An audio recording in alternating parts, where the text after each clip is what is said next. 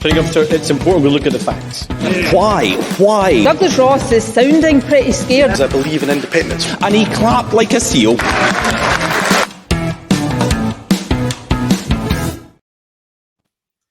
Hello and welcome to the latest Planet Holyrood. I'm Paul Hutchin, political editor of the Daily Record, and I'm absolutely knackered. That's what happens when you have back-to-back political conferences. I was in Liverpool for Labour, and I'm just back from Aberdeen, where I was at the SNP conference. So, helping me stay awake this morning are the Daily Record's chief writer, Anna Burnside, and our right-wing pantomime villain, Ben Borland, who's also the editor of the Scottish Daily Express. Poor so, Ben. hello to you both. Hi. Oh, no, he isn't. You're all right with that intro, Ben? You're not going to sue me, are you? No, that's fine. No, that's on my business card. Absolutely, that's what I thought. So let's get cracking then. SNP conference. The main bit of business was probably on the Sunday, where they agreed their latest independent strategy.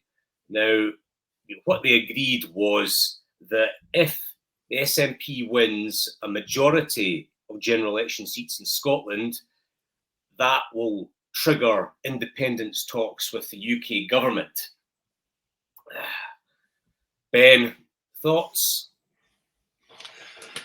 Oh, where to begin? I mean, the situation that we've found ourselves in is that I think someone summed it up on social media very, very neatly. At the moment, the SNP has 43 MPs, but has no mandate for talks on independence. They could lose 14 of those and end up with 29 MPs, which would be a majority, and they would have a mandate to break up the United Kingdom. I mean, it's so ridiculous. It just, once you start to pick apart this argument, it just falls to pieces. I mean, there's 650 MPs at Westminster. And the idea that having just 29 of them would be a mandate to start ending the country is quite frankly nonsense. I mean, you can also you can argue that Nicola Sturgeon's original de facto referendum plan was misguided and wrong when she said that a majority of votes for the SNP in a general election could be taken as a vote for independence. But I guess at least trying to replicate what would be necessary in another referendum, i.e. 50% plus of the vote. But that immediately fell down because the SNP's never managed to get 50% of the vote in an election. Even in 2015, they only got 49%. And pretty much swept the board with every single constituency in the country bar 3. So that was never going to work. So he set the bar at a majority of MPs, which I ran this through some of the electoral prediction calculator websites, and you can achieve that with 35% of the vote. So the idea that 35% of the electorate backing your policy amounts to a mandate to break up the country, it baffles me. I mean, Pete Wishart and the Express probably don't see eye to eye very often, but I thought his argument at the conference was very, very compelling when he said, look, this plan's going to be laughed. It's going to be laughed out of the building in any international arena. You know, the SNP are going to have to go to the UN and say, look, this is our mandate for setting up, for ending the United Kingdom and setting up a new country on the world stage. And they're going to say, well, what's the justification for this? Where's your evidence that people in Scotland support this? And it's, we got 35% of the vote. It just doesn't work. It's got to be 50% plus of the vote, or it doesn't fly. Let's just go through the alphabet here. So Plan A was a joint agreement with Westminster, that was turned down. Plan B was a unilateral Holyrood referendum. Judges KB'd that. Plan C was Sturgeon's de facto referendum, which, as Ben said, was 50% plus one of the votes at the general. I think earlier this year, Humza said it would be a majority of seats. I think at one stage he said it was going to be most seats. Most seats. So, yeah, that's that right. was optimistic, wasn't it? Most That's seats. right. Yeah, those days are gone. Majority. So I can't actually remember which bit of the alphabet we're on, but I mean, they're all over the place. F, G, I don't know. I mean, Plan F just does sound as if you're throwing things on the wall to see if you can make them stick, doesn't it? It's a very unimpressive strategy. You know, you have to feel for Humza with this horrendous cigarette paper he's got to balance on. You know, he's got to deliver something to a room full of, you know, ardent nationalists who are pawing the floor for independence. But then they and he have to go out and sell that to the country. And as our alphabet soup shows, nobody has managed to come up with a strategy that pleases both of those constituencies and that anyone is going to take seriously. I mean, the thought that with whatever 35%, or, you know, if you want to be generous, a bit more than that of the vote, that Humza can walk into a meeting with Keir Starmer and start banging the table and saying that this is on. I mean, that's just not going to work. Keir Starmer's just going to say, no, you know, next meeting, please. You know, he's going to be texting while this conversation is going on. You know, it's an absolutely dead duck. And yeah, I mean, you're right. You know, Humza's going to show up at Downing Street after the election. He's not going to be allowed in at Downing Street. It's just, you know, I'm sorry, mate, exactly. you're not coming in. I mean, I get, you know, they have to have a line on independence. I get that. It's just, it's not a credible line. No. And I didn't speak to anyone, no SNP delegate conference, who believed that winning a majority of seats was going to lead to independence talks. They just didn't believe in it. And did they think they were going to win a majority of seats? I mean, that's really the first hurdle they have to overcome in this scenario, isn't it? Did they think 29 was a feasible number? I think that the general feeling is that they're going to go down, Labour will go up, and it's where those two things meet. So they don't know how low they're going to fall, but they accept it's going to be a very difficult election for them. Do you not feel, Ben, that independence has slipped from the radar of Scottish politics a bit? Because, you know, Nicola was quite skilled in giving the impression that Indeed F2 was just about to come up. I mean, many of us didn't believe it was going to happen, but some of our supporters did.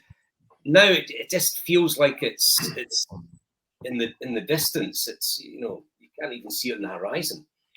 I think it has. Yeah, it's definitely slipped from the radar. I mean, in a way, if you put aside the fact that this clearly isn't going to lead to independence negotiations, it's actually a fairly crafty reframing of what would otherwise be a landslide defeat. Humza could slip to 30 or 31 MPs, and in any other general election, that would be a disaster. That would be, you know, the SNP's lost over a third of its parliamentary group in one night. It would be, you know, a bloodbath.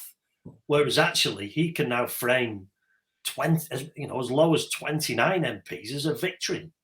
It's, I mean, whether that'll work, whether people will see through the fact that, you know, the heading surely for major losses, it's just a question of how big. And is he really going to try and reframe a massive reduction in his parliamentary group as a victory, not only for the SNP, but for independence? Yeah, it's not fooling anyone. Let's face it. You know? It's not fooling anyone, and I agree. I mean, I think we'll probably talk about this later, but you know, it's quite something that such a radical policy on independence for me wasn't the big takeaway of the conference. The council tax freeze clearly is going to affect more people. More people are already talking about the fact that they're quite pleased they're going to have a few extra quid in their pocket next year, but how on earth do we pay for it? So that this bombshell idea of how to end the union has actually been overshadowed by quite a run-of-the-mill type tax giveaway policy. Anna, we'll come back to council tax freeze, but let's just turn our attention to Humza's predecessor, Nicola Sturgeon, who I think by common consent didn't leave him with a great entry to deal with earlier this year. She showed up at a conference as well, upstaged Humza. All the attention was on her for quite a period of time. Do you think it was a mistake for her to show up, or do you buy the SNP spin that she's a member like anyone else and is perfectly entitled to come to the conference? It's a lose-lose for them, isn't it? I mean, if she didn't go, it would have been Nicola Snubb's conference. So maybe better just to get it over with and have her, have it happen and that's it done. I mean, I think the bigger issue there is that the SNP have a real problem about what to do with their old leaders. A normal other Westminster political parties, former leaders quite often go to the House of Lords, or they continue to have a role in government. Other parties, I think, are cleverer about giving them a job to do that puts some boundaries and constraints on them. I think the SNP, because it doesn't send people to the House of Lords, has massively failed to do that. It allows a Salmond situation. If you have a character like Salmond, because they then have a remit to do whatever they want, that's the route that leads to programmes on Russia Today and the Alba Party. So I don't think that's going to be what Nicola Sturgeon does. That I don't think that is her master plan.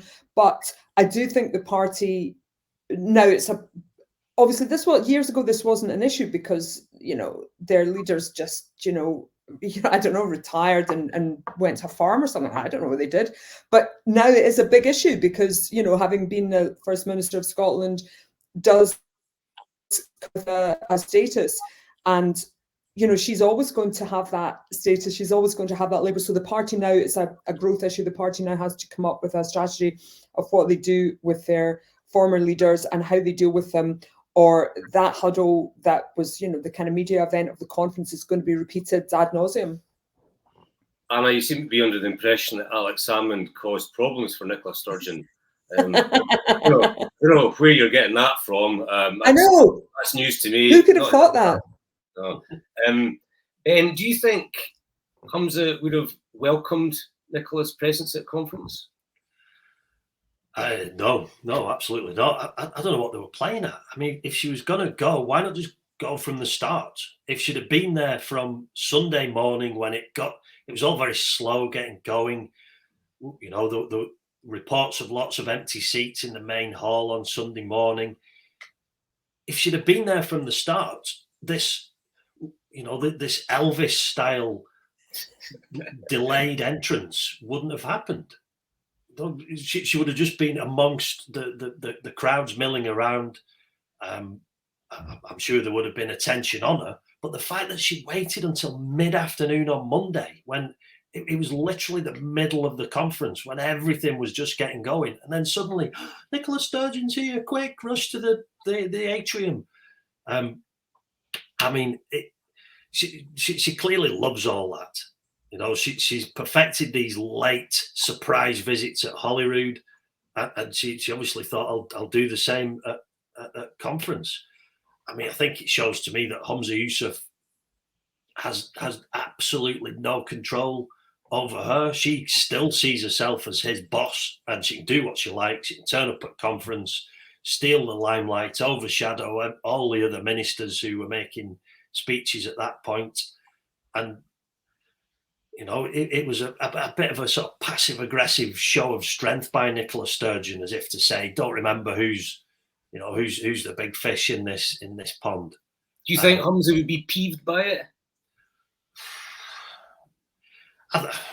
Is he bright enough to be peeved by it? I don't know. I mean, he's a bright guy. He's a bright guy. I mean, I don't want to criticise Humza. He's got lots of problems in his family at the moment, and he's in a very, very difficult position.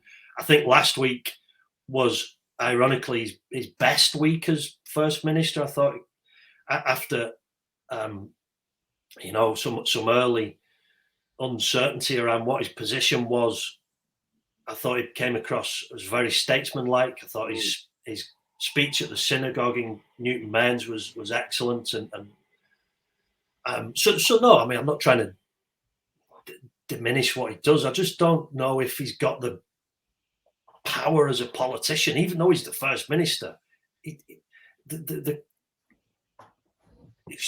Anyone with any control over his party could have stopped that, and Nicola Sturgeon just waltzes in there as if she owns the place. Clearly, I didn't think want that. I think the advisors could have had a quiet word with Nicola Sturgeon, said, "Look, might be better." But in terms of they obviously don't listen. Yeah. Anna, let's turn to an issue that you wrote about in your column this morning. I wrote about it a couple of days ago as well. It was the main policy announcement in the First Minister's keynote address on council tax. Now, to give listeners the background, the Scottish Government had a consultation on planned council tax rises for, I think, properties in band E to H, and those rises would have been between 7.5% to 22.5%. Labour hammered the SNP on this in the Rutherglen and Hamilton West by-election, and lo and behold, in the conference speech, Humza said that there wouldn't be any rises. There would be a council tax freeze, which was one of the main policies pursued under Alex Salmond when he was First Minister. Now, my view is that this is a policy that helps the wealthy. It helps people who could easily afford a 2 or 3 or maybe a 4% rise. It starves councils of vital resources, and it is basically something that damages the poor. What's your take, Anna? Yeah, absolutely the same. I think it's a really retrograde move. It's hard to see it as anything other than blatant electioneering. It's the playbook that the Tories adopted after the Uxbridge by-election, where they discovered ULEZ as a wedge issue. Suddenly, after that, the motorist has become the new oppressed minority, and Rishi Sunak is going all out to protect the motorist. They've seen that this is an issue where they have an advantage over Labour. This is the SNP's reaction to having had this game played on them. Labour had identified this as a wedge issue where they could gain an advantage over the SNP. Rutherglen is exactly the kind of constituency of aspirational homeowners who would be really hit by this increase. Labour made that a campaign centre post, and it worked. And so they're rolling that out throughout the party. They're saying, no, we cannot let this happen again. And so they've binned this council tax rise with no thought, or none that we've heard about how they're going to fill this gap. Councils are absolutely on their knees. The outcry recently when North Lanarkshire had these really, really wide-ranging plans to shut basically everything that provides fun that's funded by the council in North Lanarkshire. They were going to have to close. Now they have turned that around, but that just shows that councils need more money. And then at conference, the SNP announced that actually, no, well, you ain't getting it from an increase in council tax. So I found it a very bad look. Actually, it's a very bad look for the SNP. It just says we're going to shore up our vote amongst middle class voters who'll benefit from this policy, and the rest of you can suck it up. Ben, this was pretty much a response to the Rutherglen massacre, wasn't it? It seems to be. I mean, again, while I recognise what you and Anna are saying about council funding and the way this sort of structure works, I can't help but think this is going to be a very welcome freeze for people. But bills have been rising for years. We're struggling with the cost of living crisis. We're struggling with the cost of food, the cost of fuel, the cost of heating our homes. I don't know how long this freeze will go on for. Obviously, when Alex Salmond brought it in, it lasted for 7 years. I can't see that that being repeated. I just think if it's a 1 year freeze, while I get the arguments that obviously people with higher council tax bills benefit more from a freeze than those with lower council tax bills, there's always some kind of payoff when you freeze taxes, that people who pay more benefit more. That's unavoidable if you're gonna freeze or cut taxes. I just think after the past few years that we've all endured, I mean, I personally, and I know our readers were very, very worried about the 7.5 to 22.5% increases. I mean, some of these increases were huge. They were colossal. I'd have been happy if that was dropped. I have to say, I think a lot of readers would have said, look, phew, breathe a sigh of relief. Humza's gone further, and he's gone for a council tax freeze. And, while I recognise the difficulty in council funding, if they can find the money to fund this, I think it will help people next year. I just feel like it's a completely desperate move. I mean, they've moved from one extreme to the other. So they've moved from the extreme of 7.5% to 22.5% rises, which are extreme, to then going to the other end, which is a freeze. I mean, surely there's a sort of happy medium of maybe funding a cap like 2-3%, something like that. Yeah, I mean, sorry, but just on the optics though, if they'd have just dropped the planned huge increases for bands E to H, that will then be seen as, it's a tax cut for the rich. And what do people in bands A to D get? They get nothing, because they allowed themselves to be pushed by the Greens down this road of considering a really sort of hard left, massive tax hike for people in larger houses. And if they'd have gone back on that then becomes, well, you've cut taxes for people in bands E to H. People in bands A to D are getting hammered by the usual 3, 4, 5% hike. So it was a difficult one to back out of, really.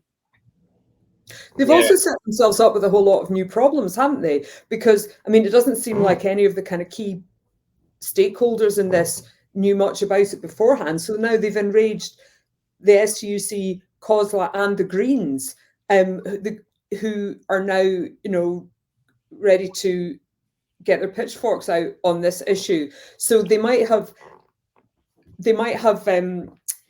bought themselves some gains on one hand, but they've also, I think, set themselves up with a whole lot of long-running, annoying problems that aren't going to go away. I mean, COSLA are not going to take this lying down, are they? They are absolutely raging about this. Yeah, as you say, so councils were not in the loop. They didn't tell the Greens until the morning, and it's come out this morning that it wasn't even approved at cabinet level. I mean, regardless of what you think of the decision itself, that doesn't really strike me as a way to run a government. It strikes me as a way of getting some headlines for a conference speech, which we've seen many times before under Nicola Sturgeon, and invariably the big conference announcements don't seem to materialise and amount to much. So I think we have to watch this one very carefully and see if it actually happens in the end. Sorry, Ben, you were want to come in? I was just going to very, very quickly, just on the Greens. If the UK government had announced a tax freeze like this, the Greens would have gone off the deep end. It would have been, the rhetoric would have been incredible. It would have been evil. It would have been punishing the poor. It would have been it would have been described in the most outrageous terms possible. When their own government partners pull a similar move, it's like, oh, right, well, we weren't informed about this, but we'll work very hard with council. There was no criticism. There was no, they're so two-faced on these issues. If the Greens had any gumption, they would come out and attack this. But, how can anyone, when they criticise the UK government's tax plans, how can anyone take them seriously in the future? Okay. I thought the Greens had criticised this. I mean, they maybe not in the very mildly ways. I mean, Paul, did you think that was mild, their criticism of it? It was a very green sort of criticism. I mean, I think it could have been a lot stronger on it. Imagine what they'd say to Rishi Sunak if he cut taxes, and then compare that with what they said when their own government partners cut taxes. Fair enough. Just one final thing before we go to good week, bad week. I mean, I've been very critical. We all have of the independence strategy that was pushed through and the dog's breakfast of the council tax announcement. But Anna, Ben alluded to this earlier. I don't want to get into the weeds of the war in the Middle East, but it's been a very bruising week for Humza and his family. His in-laws are trapped in Gaza. He spoke very movingly about what's happening and the impact on his family. I mean, he has come across well, has he not, in the last 7 days, in terms of meeting members of the Jewish community, speaking about the personal toll. I think that voters who might have been doubtful about him will have warmed to him over the last few days. No, I completely agree. I think he's really stepped up. I think he's been extremely dignified, extremely statesmanlike. I think he's really stepped into the role as the first elected Muslim in a Western democracy, which, we should not underestimate what an achievement and, what a great first that is for him personally to have achieved. And I think he absolutely plays a blinder. And I couldn't really, I have no notes on his in his performance in this area. I think he's done really, really well. Do you agree, Ben? He's really sort of stepped up as the country's first minister, not just for yes or no, but he's really tried to speak for everyone on this debate. Yeah, as I said before, I think he looked very statesmanlike. I mean, again, I don't want to get, as you say, into the weeds of the war and some of the, it's way above my pay grade. I think Humza's done a good job in very difficult circumstances. I just, hopefully his family can get through this, and his mother and father-in-law can get back to Dundee, and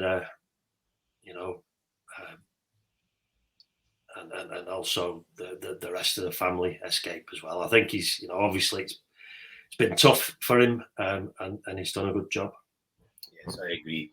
Anna, good week, bad week. Let's start with you. Okay, good week. Marcia Scott, the head of Scottish Women's Aid. So one of the other announcements at SNP conference was a £50,000 fund to help women to escape from domestic abuse and violence situation. This will be parcelled up in £1,000 grants. And I know there's been some questions raised about the practicalities of how this will be rolled out and how you get this money to women in these dire circumstances and all the rest of it. And I, be interested to see hope that all gets ironed out. But I think as a headline statement, as a thing to do, I think that's a great, fantastic initiative from the Scottish Government. And Marcia has played a blinder in working behind the scenes to make this happen, to pull this together, and on other areas of violence against women. So great week for her, fantastic achievement, and as a credit, I think, to the Scottish Government to do this. And who's in the doghouse? Well, it's not so much in the doghouse. I mean, my heart slightly goes out to John Alexander, who's the leader of Dundee City Council. So there's only one, for Politics Facts fans, will already know this, there's only one majority SNP council in Scotland. There's quite a few that are minority-led or coalitions. But John Alexander, majority SNP council over the council tax freeze, because he's in Dundee, yet which brands itself as such a yes city. He's going to have to make this work and explain how they're going to pay for swimming pools and personal care and all the things that councils deliver to everybody. So yeah, bad week for you, John. Sorry, mate. Ben, over to you. Okay, good week. It's maybe a controversial choice, but Dr. Lisa Cameron, the SNP MP who has crossed the floor to the Conservatives. I enjoyed watching the scenes at Westminster yesterday when she was cheered to the rafters by the Tory benches.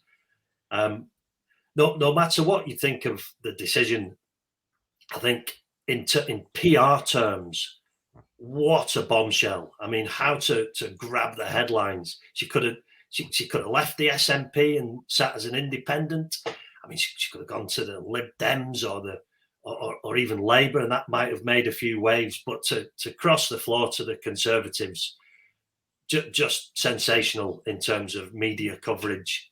And, you know, she's going to go down in the history books. And who knows, perhaps she's blazed a trail for other right-wing nationalists. Maybe Fergus Ewing will be tempted to join Douglas Ross's group at Holyrood. Perhaps others will say, do you know what? It's not the end of the world. Rishi Sunak's a nice guy. He listens to my concerns and doesn't ignore them. Perhaps I'll join the Tories as well. I would encourage any wavering SNP members on the right of the party to follow suit. And so is it bad week Rishi Sunak who now has to deal with Lisa Cameron? Well, maybe.